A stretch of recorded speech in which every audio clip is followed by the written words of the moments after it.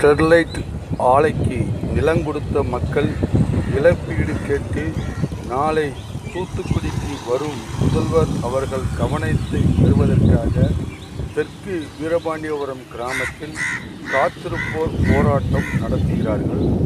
Sterlite நிலமீட்பு இயக்கம் தமிழ்நாடு மக்கள் நல இயக்கம் நடத்துகிறது.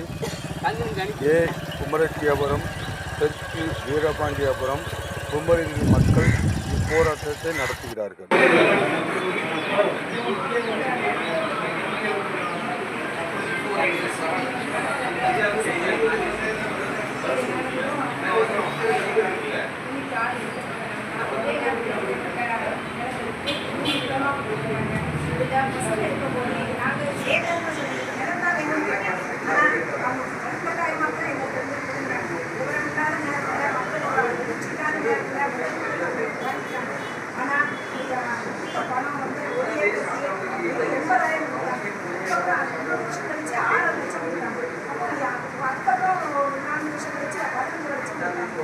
வித்தியாசம் இருக்கு.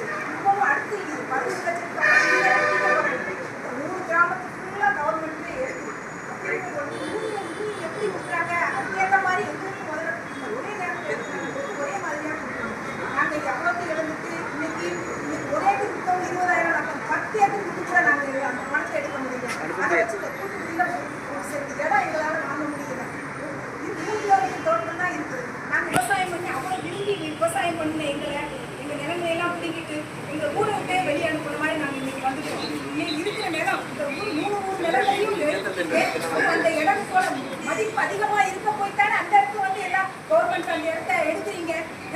இன்னைக்கு எவ்வளோ ஏக்கர் மறுபடியும் 2,000 ஏக்கர் எடுக்கிறாங்க. அப்போ அதோடைய வேல்யூ எவ்வளவு பெருசு. அப்போ எங்களோட நிலத்துல வெறும் 80,000 கொடுத்து வாங்கிட்டு நாங்கள் இன்னைக்கு வாழ்வாதாரம் இல்லாமல் 80,000 கொடுத்தவங்க எவ்வளவு 20 வருஷ காலமாக மன நிம்மதி இல்லாமல் வாழ்றோம். எப்படி எவ்வளோ பெரிய இதெல்லாம் சுருக்கிட்டு போகிறவங்கலாம் இன்னைக்கு இப்போ இதாக இருக்கிறாங்க. எங்கள் நிலத்தை பிடிங்கிட்டு நாங்கள் இன்னைக்கு வெறுமனை இருக்கிறோமே.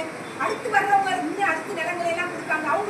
அவங்கெல்லாம் வாழ்வாதாரம் இருப்பாங்க. அப்போ நாங்கள் அதே நிலத்தை கொடுத்தனாங்க நாங்கள் ஒன்றும் இல்லாமல் போகிறோம்னா எங்களுடைய மனநிலையை அறிஞ்சு எங்களுடைய கோரிக்கை ஏற்றி எங்களுடைய நிலங்களுக்கு சரியான இழப்பீடு 13 கொடுக்கணும்னு சொன்ன 6 லட்சத்தை இன்னைக்கு 10 வருஷம் ஆயிடுது. அதுக்கும் வட்டி போட்டு எங்களுக்கு 20 லட்சம் கொடுக்கணும். அந்த அளவுக்கு கொடுத்தாதான் எங்களுடைய மனநிலை நிம்மதி வரும். எங்களுடைய நிலத்துக்கான மதிப்பீடு பொருந்தும்.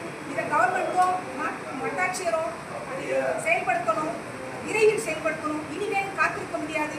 ஏற்கனவே இனிமேல் எடுக்க போற நிலத்தை சீக்கிரம் எடுக்க போற மாதிரி சொல்றாங்க. அதுலயும் எங்க நிலம் இருக்கு. நாங்க 3 தடவையும் வாங்கிருக்கோம். 80,000 வாங்கிருக்கோம், 10 லட்சத்தையும் வாங்கிருக்கோம். இந்த இப்போ இருக்கிற நிலம் பூரா போயிருச்சு. ஒரு விவசாயியா இருந்த நாங்க என் புருஷனை படிக்க கூட போடாம விவசாயம் தான் பெருசு வாழ்ந்த இந்த ஊர்ல இன்னைக்கு ஒரு நிலம் கூட எங்களுக்கு இல்லை. அவ்வளவு கவர்மெண்ட் எடுத்துருக்கு. அப்ப இந்த நிலத்தோட வேல்யூஷன் அதிகமா இருக்க போய் தான் இங்க வந்து நீங்க எடுக்கிறீங்க. ஏன் அங்க கண்டி போங்களேன், எவ்வளவு இடங்கள் இருக்கு. உலகத்துக்கு இடம் வேற எங்கேயுமே இல்லையா? ஏன் இந்த இடத்தோட வேல்யூஷன் அதிகமா இருக்க போய் தான் இங்க வந்தது. அப்ப எங்களுடைய நிலத்துக்கு நீங்க வேல்யூஷன் போட்டு அதற்கான இழப்பீடு தொகையை கட்டாயமா வழங்கணும். இது எல்லாருடைய மனநிலையும் மாற்றணும். நிம்மதி இல்லாத இருக்கிற எங்களை 20 வருஷ காலமா இதை நாங்க போராடிக்கிட்டு தான் இருக்கிறோம். ஆனா போராட்டத்துக்கு தீர்வே இல்லையா? பாதி பேர் செத்து போயிட்டாங்க. என் மாமனார் செத்து போயிட்டாரு. இவரு நோய் ஒரு ஊசி முள்ளு குத்துனது. விவசாயம் பார்த்த என் மாமனார் முள்ளு குத்தி அதை வச்சு ட்ரீட்மெண்ட் கொடுக்க முடியாம என் மாமனார் பெரியாரத்தில் வச்சு இறந்து போனாரு.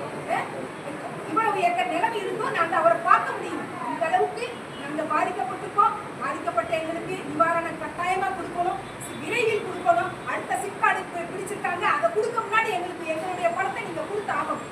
இதை நாங்கள் கோரிக்கையாவே வைக்கிறோம்.